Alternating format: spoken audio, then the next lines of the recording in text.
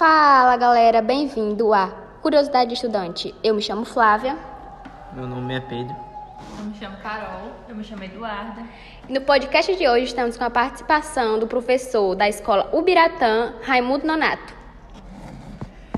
Bom dia, caríssimos ouvintes deste podcast. Eu sou o professor Raimundo Nonato, sou professor de língua portuguesa e também ensino arte aqui na escola Ubiratã. E é um imenso prazer estar respondendo os questionamentos dessa equipe. Antes de dar início ao nosso bate-papo, queremos mandar um alô especial para nosso patrocinador Garcia Suplemento, o melhor para o seu bolso e para os seus músculos. No podcast de hoje vamos falar sobre um tema muito importante, buscar conhecer melhor o corpo docente da nossa escola. Afinal, a relação entre alunos e professores é fundamental para uma experiência educacional enriquecedora. Vamos explorar estratégias para estabelecer uma conexão mais próxima com os professores e os benefícios que isso pode trazer ao nosso aprendizado. Como você iniciou a sua carreira? Minha carreira, minha gente, foi iniciada como professor a partir de um trabalho que eu comecei na escola, dentro da escola. Inicialmente eu não pensava em trabalhar como professor. Inicialmente eu imaginei trabalhar como agente administrativo, trabalhar em escritório, porque na minha mente esse era um trabalho que não seria muito árduo. Achava naquele período que ser professor não era valorizado. Como hoje ainda o professor não tem o devido valor em termos financeiros, ok? Então, comecei como agente administrativo, porém dentro de uma escola. E eu tinha uma facilidade muito grande, em ensinar para as pessoas, principalmente no que se diz respeito à língua portuguesa. Era uma matéria que eu me identificava bastante, assim também como me identificava com a matemática. E constantemente eu era chamado pelos gestores da escola para substituir algum professor, para ajudar um professor também com dicas de português, matemática, e dessa forma eu comecei a gostar dessa profissão. A família do senhor apoiou você nessa área? Ou eles falaram alguma coisa, questionaram? Não, porque nesse período eu já estava trabalhando, então isso acontecia dentro do meu trabalho e não fazia muita diferença para a minha família. Se eu fosse professor ou agente administrativo, eles já estavam muito contentes em saber que eu era um funcionário público, Faz quanto tempo, Nonato? Muito bem. Eu comecei minha vida profissional a partir de 1991, quando eu fiz o concurso pelo município e comecei a trabalhar como agente administrativo. No entanto, como professor, eu só passei a trabalhar oficialmente a partir de 1998, porque eu resolvi mudar definitivamente, oficializar a minha função, de professor. Então, surgiu a oportunidade em 98 de haver um concurso e eu fiz esse concurso, graças a Deus eu passei, e aí desde lá estou aqui ensinando. Gostaria de fazer uma pergunta, e o que te motivou a fazer o que faz continua motivando? Saber assim. Entendo. O que me motiva, e o que sempre me motivou é justamente ver o aluno aprender aquilo que eu ensinei, certo? Isso é o que mais me motiva. em uma sala de aula, em qualquer canto que eu esteja, eu ensinar algo para uma pessoa que antes não sabia e que eu sinto assim, que eu fiz a diferença nesse momento, né? Agora a pessoa sabe de algo que vai servir para a sua vida que antes não sabia. Porque o Senhor ensinou. E também até mesmo você mesmo aprende com o que você ensinou aos outros, né? Justamente, Pedro. Ensinar, certo? Ela tem duas vias, tá certo? Tanto eu ensino como eu aprendo. À medida que eu ensino, eu aprendo. Isso eu fazia muito quando eu era estudante, né? Para eu aprender mais, eu resolvia ensinar. Então, a proporção que eu estava ensinando, eu também estava aprendendo. Quais são suas expectativas em relação aos alunos? A minha expectativa em relação a todos os meus alunos é que ele realmente cresça.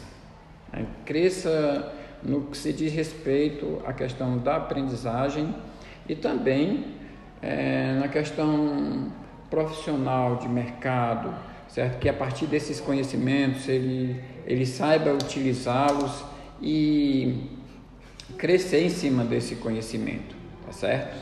Porque a carreira profissional de uma pessoa muitas vezes passa pelo conhecimento que ele tem, né? Por exemplo, um concurso, fazer um vestibular, fazer outro curso.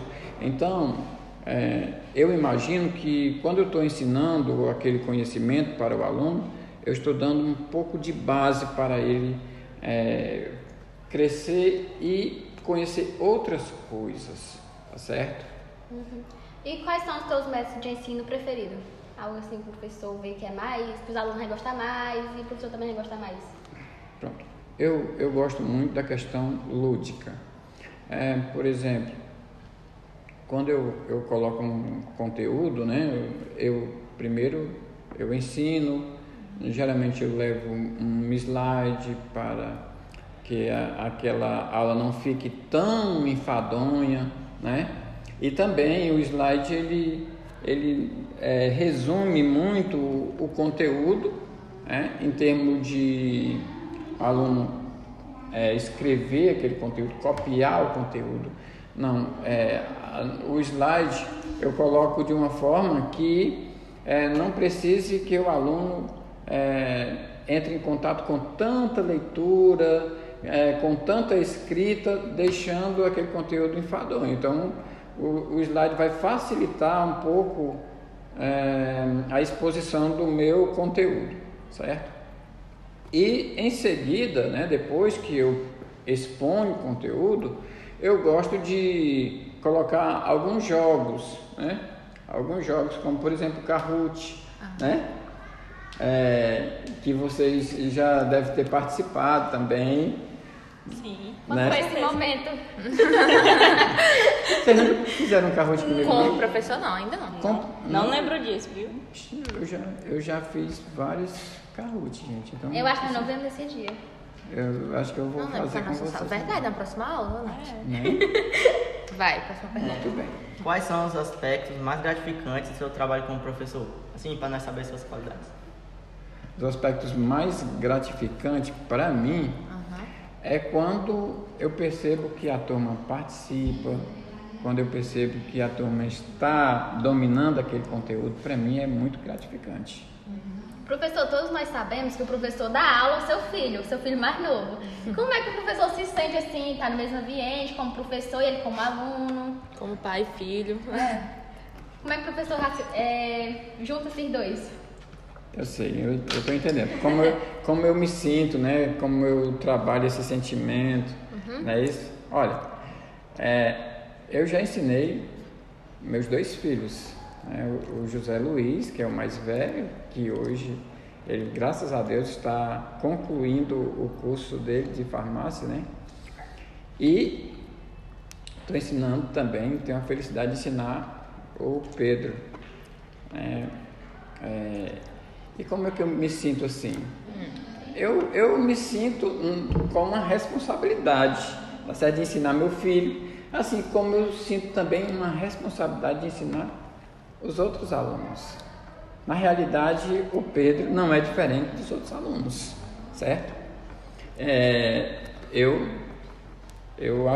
ensino de uma forma natural, como se fosse qualquer outra pessoa, certo? Naquele momento ali, eu não posso ver o Pedro como meu filho, e sim como um aluno. Verdade, não. Entendemos. Como você cria um ambiente de aprendizado inclusivo e acolhedor para os alunos? Onde todos possam participar. Pronto. Igualmente. Eu procuro tratar meus alunos de forma igualitária, certo? Sem privilegiar ninguém, né? Na realidade, o aluno, ele que vai buscar o seu destaque, certo?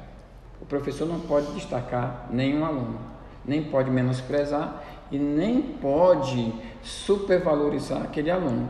O professor tem que dar o que o aluno merece, né? E todos os alunos merecem o respeito, merecem o apoio, né? Então eu estou ali na sala disponível para qualquer aluno.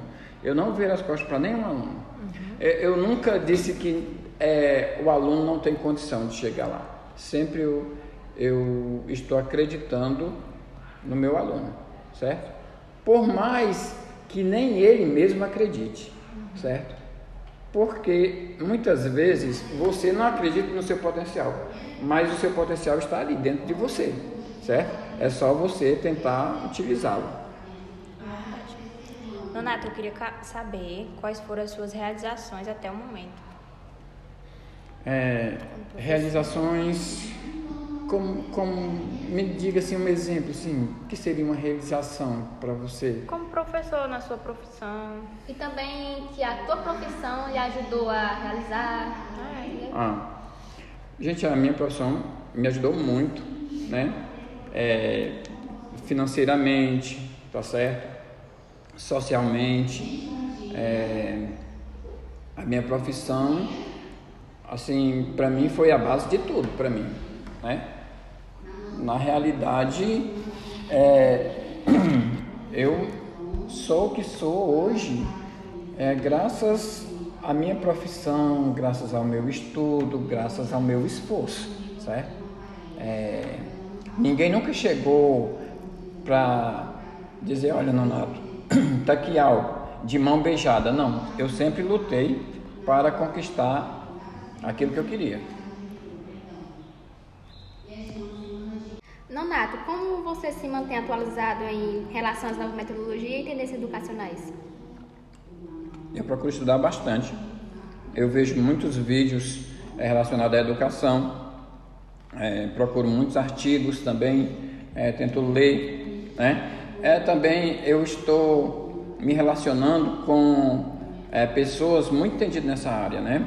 Aqui na escola nós temos mestres, muitos mestres aqui na escola Ubiratã. Então, a gente se comunica, a gente troca experiência, a gente se aconselha, a gente troca material também. Então, isso daí me ajuda muito. Eu aproveito muito tudo que está ao meu redor, certo? E procuro também utilizar dentro da sala de aula com meus alunos. Uma curiosidade de todos nós alunos, acho que a escola quase toda tem essa curiosidade. Como era a escola quando você entrou? O que mudou nela? Gente, essa escola mudou bastante. Não quero aqui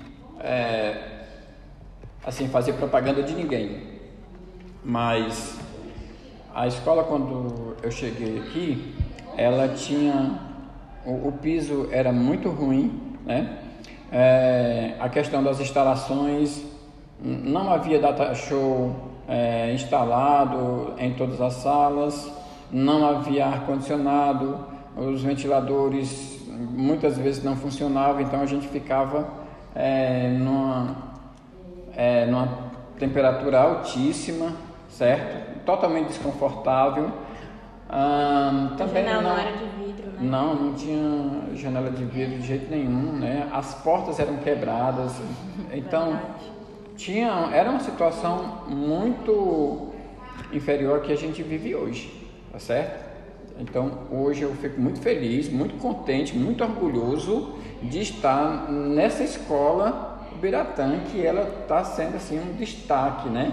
Isso graças a um grande trabalho. A gente tem que dar um mérito a esse núcleo gestor que está aí presente, que tem feito muito pela escola. O que é que o senhor acha do novo ensino médio? Acredito que o novo ensino médio tem sido um avanço. No entanto, acredito que precisa melhorar em algumas coisas, né? Precisa realmente de um estudo mais objetivo, vendo realmente quais as necessidades do aluno, certo? Porque eu vejo que essa dinâmica ainda está assim um pouco solta, né? Trouxe assim benefícios para o aluno? Acredito que sim. No entanto, poderia ser melhor, né? Se realmente conseguissem melhorar o direcionamento de algumas disciplinas, de alguns conhecimentos, tá certo? Eu acho que precisa mais protagonismo por parte dos nossos alunos na questão da escolha, né? E saber o que fazer com elas, né? Saber o que fazer com essas escolhas, porque o aluno escolhe uma área, mas e aí? O que é que ele vai fazer com essa escolha, tá certo? Qual o futuro, certo? Será que o aluno está consciente? Ele pode mudar de ideia, né, no meio do caminho. E tem para terminar isso não vai ter outras opções, né? Tem outras opções, ele pode mudar de ideia. E a flexibilidade, né, dessas escolhas existem? Então, acho que a gente precisa melhorar muito com relação a isso daí. Está né? sendo difícil para nós alunos e principalmente para vocês professores para se adaptar em novo ensino médio, que tipo, não tem uma... Como é que fala? Uma estrutura melhor, assim, uma estrutura ampla para todas as áreas, porque tipo, nós escolhemos ciência da natureza, que nós também fomos enganados, que a gente ia estudar sobre o que nós queríamos estudar, e nós já estamos estudando sobre energia. O que tem a ver energia com psicologia, com nutricionista, com essas coisas? Justamente. Eu acho que tudo isso deveria ser esclarecido para os alunos, né, antes da escolha. Esse assunto deveria ter uma ampla explanação, o aluno ficar bem consciente disso daí, tá certo? Então, eu acredito que a gente precisa estudar mais sobre essa nova metodologia, tá certo? E os alunos também precisam verificar estudar também essa nova metodologia, certo? Ver onde é que eu posso participar, né? Onde é que vai estar o meu protagonismo, onde é que isso daí vai ajudar, né, para a minha carreira profissional lá na frente. É difícil também, nós já sabemos o que nós queremos para o futuro, e os outros alunos que ainda não sabem se quer fazer faculdade, se não quer, o que quer fazer, o que não quer, é muito difícil, porque eles vão ter que escolher algo assim, tipo avachado, agoniado. Não tem tempo para pensar um pouco. Isso, eu vejo muito isso presente numa boa parte dos nossos alunos. Na realidade, ele está ali, mas não sabe o que quer, né? Então, ele também não sabe o que fazer, certo? É muito importante ter essa reflexão, tá certo? Para que o aluno seja mais consciente da sua educação. Para isso precisa muito, né, que ele busque, porque o professor ele se prepara e tudo, né, para facilitar o aprendizado do aluno, mas assim, a educação depende em principal do próprio aluno, né? O professor ajuda com uma pequena parte, mas a parte principal é do aluno. isso daí também precisa do apoio dos pais, certo? Dos responsáveis por aquele aluno, tá certo? Porque sem a participação também dos pais, dificilmente o aluno vai ter aquela consciência de buscar, né, de protagonizar o seu conhecimento. Nonato, por fim, como o senhor acha que a escola vai estar daqui a 2, 3 anos? Olha, eu gosto sempre de pensar positivo, certo? Então eu penso que daqui a 2 anos a escola tenha crescido mais, né? Que nós, professores, estaremos mais preparados para uma melhor educação e que os alunos eles tenham mais consciência, né, do seu futuro, tá certo? E que eles busquem de forma mais consciente. Entendendo. Bom, Renato, queremos agradecer a sua participação, sua disposição por estar aqui com nós, por nos ajudar e por participar do nosso podcast. Bom, tenha todos um bom dia e um ótimo final de semana.